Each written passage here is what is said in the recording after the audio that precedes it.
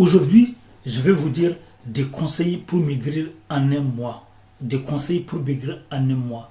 Donc, bienvenue la famille des êtres humains, des gens super dynamiques. Et aujourd'hui, je vais vous montrer des conseils pour maigrir en un mois. Même s'il faut faire attention à la précision. Donc, je suis Oumarou Ousmane alias Doc Polyvalent. Sur ce site, je vous montre des secrets et stratégies pour maîtriser votre poids tout en grignotant. Pour maîtriser votre poids sans arrêter le grignotage et sans stress. J'ai écrit des tonnes de livres. Ça, c'est juste une petite partie des livres que j'ai écrits pour mettre Doc Polyvalent. Si vous tapez sur Amazon DR Doc Polyvalent ou Dr Oumarou Ousmane alias Doc Polyvalent, ça c'est une toute petite partie de mes livres. J'ai écrit des tonnes de livres que vous pouvez trouver sur Amazon, Kobo, Apple, Google, etc. etc.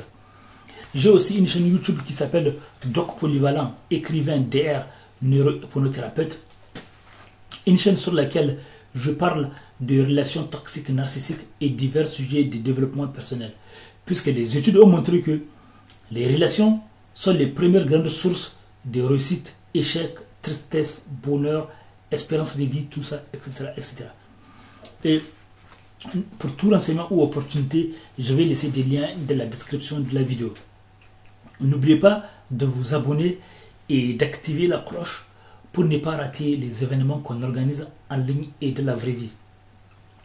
Que vous soyez, même si vous n'habitez pas ici en France, vous avez la possibilité de participer à nos événements en ligne, à travers des groupes de discussion, de partenariat, de solidarité, et d'écoute et d'amitié. Et si vous habitez ici en France, vous avez la possibilité de participer à nos événements de la vraie vie. Des événements qu'on organise à Vendée, Nantes, Angers, Rennes, etc. etc. Et parfois, à la fin de mes vidéos, je montre les genres d'endroits où on organise nos événements. Je montre des paysages magnifiques, les genres d'endroits où on organise nos événements. Et souvent, à la fin de mes vidéos, il y a des messages d'espoir. Il y a des citations optimistes, des messages d'espoir et des stratégies. Et aussi, à la fin de mes vidéos, parfois, je montre les confessions des femmes, des messages des femmes et des hommes, leurs confessions, des confessions personnelles sur des sujets, sur les relations, des confessions que certaines n'ont jamais fait nulle part, des confessions. Et aussi, vous pouvez aussi, parfois à la fin de mes vidéos, il y a aussi des messages d'espoir des hommes ou des femmes qui ont été victimes de... Certains d'entre eux ont été victimes d'agressions et ont donné des messages d'espoir pour se relever face à n'importe quelle situation. Mais aussi, certains d'entre eux n'ont pas connu d'agression, mais ont développé des stratégies, ont appris des stratégies pour s'en sortir face aux difficultés. Et donc, voilà, les conseils pour maigrir en un mois. Déjà, il faut savoir une chose. Quand vous parlez de maigrir en un mois, certes, vous pouvez maigrir en un mois, mais attention, ça veut dire que la précision peut être parfois compliquée. Il ne faut pas exagérer, il faut faire attention, il ne faut pas faire n'importe comment. Moi, le conseil que je vais vous donner pour maigrir en un mois, c'est de pratiquer le jeûne intermittent léger. Les jeûnes intermittents légers. Déjà, voilà. Manger sainement, comme on vous répète tous les jours, ça veut dire que diminuer la consommation. Moi, à la différence de beaucoup de gens, je ne vous dis pas d'arrêter ou de supprimer les aliments. Je vous dis tout simplement de diminuer la consommation des aliments trop caloriques, trop sucrés, et augmenter votre consommation des aliments non caloriques, comme les légumes, les fruits et légumes, même si certains fruits ont du sucre, même si certains fruits sont considérés comme trop sucrés, mais augmentez votre consommation des aliments moins sucrés, des légumes et tout ça, des légumes, des aliments moins caloriques, des légumes, des œufs, etc., etc. Et de l'autre côté, diminuez votre consommation des aliments trop caloriques, des aliments comme des aliments très caloriques comme le sucre, les boissons sucrées. Je n'ai pas dit d'arrêter, mais de diminuer. Voilà. Et le jeûne intermittent. J'ai dit le jeûne intermittent léger et adapté à vous. Ça veut dire que de la journée, vous allez dire que de telle heure à telle heure, je ne mange pas. Il y a des gens qui recommandent les jeûnes intermittents de 16 heures. Mais moi, je dis que vous n'êtes pas obligé de faire des jeûnes intermittents de 16 heures. Vous pouvez faire des jeûnes intermittents de 10 heures, de 7 heures. Donc, au début, vous pouvez commencer par petit à petit. Et après, si vous voulez, vous pouvez augmenter. Par exemple, vous pouvez commencer par supprimer le petit déjeuner. N'écoutez pas les gens qui vous disent que soi-disant, le petit déjeuner, il faut absolument le petit déjeuner. Non.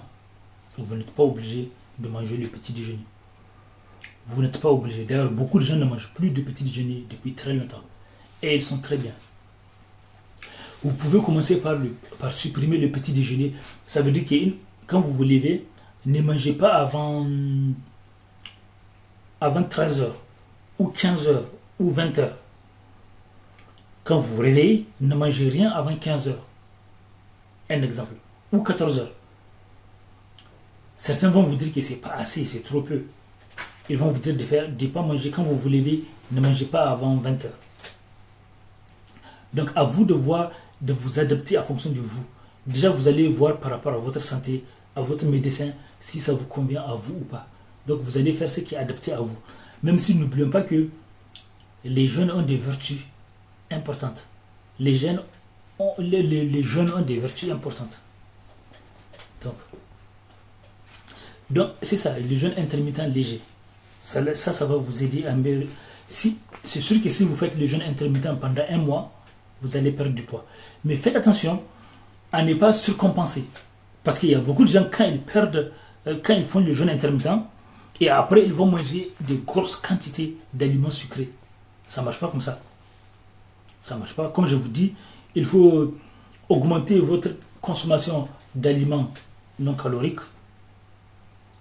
Augmenter votre consommation des aliments légèrement caloriques. Et de l'autre côté, diminuer votre consommation des aliments hypercaloriques. Diminuer. Je n'ai pas dit d'arrêter. Diminuer. Laissez les commentaires. Quels sont les messages d'espoir et d'optimisme que tu peux dire aux gens qui sont désespérés, qui pensent que c'est foutu, certains qui pensent même à commettre le pire, les gens qui sont désespérés, quels sont les messages d'espoir et d'optimisme que tu peux leur dire? Message d'espoir.